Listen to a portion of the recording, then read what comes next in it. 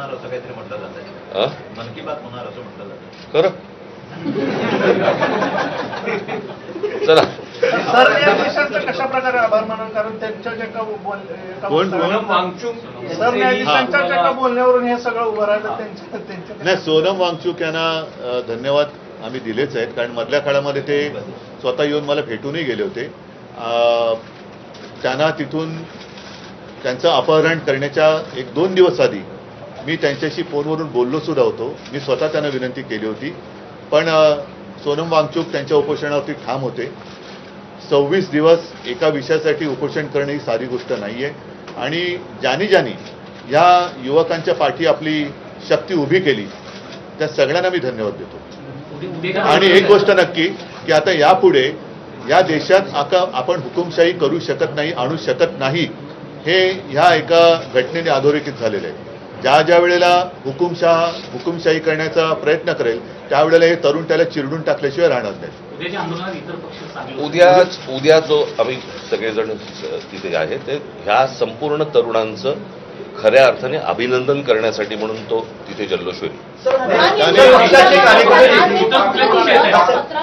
उल्लेख केला आहे की मी कधी असं विचार केला होता की मुलांचं भविष्य खराब व्हावं, जे माफी आहेत त्यांच्या हातून तर कधीच मी विचार केला होता की मुलांचं भविष्य खराब व्हावं. प्रधान यांनी राजीनामा पत्र देताना मी तुम्हाला एक गोष्ट सांगतो, कदाचित तुम्हाला माहिती असेल, याच्या अगोदर ज्या वेळेला भारतीय जनता पक्ष ज्याला विरोधी पक्षामध्ये होतं, रेल्वे अपघात झाल्यावरती ते रेल्वे मंत्र्याचा राजीनामा मागायचे की नाही?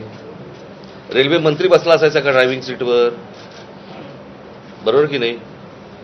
एक ड्रायव्हर असायचा ज्याच्या काहीतरी चुकीच्या गोष्टीमुळे रेल्वे अपघात व्हायचा, आणि हे राजीनामा मागायचा रेल्वे मंत्र्याचं. त्याच्यामुळे त्यांच्या मनात काय आहे, ते शिक्षण मंत्री असताना किती वेळा नीटचा पेपर फुटला ह्याला काही महत्व आहे की नाही? ही पहिल्यांदा घडलेली गोष्ट नाही, आणि 21 मुलं आत्महत्या करतात, त्याचं पाप त्यांच्या डोक्यावर आहे. आज मी ज्या वेळेला तुम्हाला आठवत असेल, मला 16-17ची गोष्ट असेल ना, मी नरेंद्र मोदींची मी फोनवरती बोललो होतो, आणि फोनवरती बोलून मला असं वाटतं त्यावर पण प्रेस घेतली होती. त्यावेळेला मी सांगितलं होतं की मोदींना पण हे सांगितलं होतं, आज शेतकरी आत्महत्या करतायत, उद्या या पेपर फुटीमुळे विद्यार्थी आत्महत्या करतील.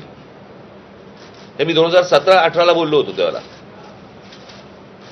आणि आज तीच परिस्थिती झालेली आहे. मला असं वाटतं या सगळ्या गोष्टींची जबाबदारी आता ऑस्ट्रेलियाच्या शिक्षण मंत्र्यांनी राजीनामा दिला, बरोबर आहे, त्यांच्या अधिपत्याखाली खाली असलेल्या कोणाची तरी त्यांनी त्यांच्याकडनं काहीतरी गुन्हा घडलाय, परंतु जबाबदारी म्हणून त्यांनी शिक्षण मंत्र्यांनी राजीनामा दिलाय. यांनी तेव्हाच द्यायला पाहिजे होता, इतका वेळ लावायची गरजच नव्हती. हे प्रकरण इतकं ताणलंच नसतं गेलं खरं तर. पण आम्हाला कोण काय करणार हे जे आहे हे या सर्व तरुणांनी सगळ्यांना रस्त्यावरती आणले. त्यात एक असं आहे की नरेंद्र मोदी ज्या समाज माध्यमांचा वापर करून 2014 सत्तेत आले, त्याच्यावरती त्याचंच माझं व्यंगचित्र होतं ना, परतीचा पाऊस. एकच सेकंड, पण यावेळेस इंस्टाग्राम सगळ्यात जास्त चर्चेत आहे. एक मिनिट, हे इंस्टाग्रामवरनच मी काही प्रश्न हे मुद्दामून लिहून घेतले. हे आता शिक्षण मंत्री त्यांची जबाबदारी टाळण्याचा प्रयत्न करत होते. आता हे प्रश्न हे देशाच्या गृहमंत्र्यांना विचारले पाहिजेत, कारण दिल्लीचे पोलीस हे त्यांच्या ताब्यात आहेत, केंद्राच्या. म्हणून एक इंस्टाग्रामवरती मुलांनीच विचारलेले प्रश्न आहेत की पाण्याचे फवारे का वापरण्यात आले नाहीत दिल्लीमध्ये, खिळ्या असलेल्या लाठ्या का वापरण्यात आल्या, त्याच्यानंतर पेलेट गननी म्हणजे छऱ्या गोळीबार करण्याचा आदेश कोणी दिला, तरुण महिलांवरती पुरुष पोलिसांकडून मारहाण करण्यात येईल इतका बळाचा वापर का करण्यात आला, पोलिसांसोबत नागरी वेशातील काही पुरुष विद्यार्थ्यांना दंडुक्याने का मारत होते,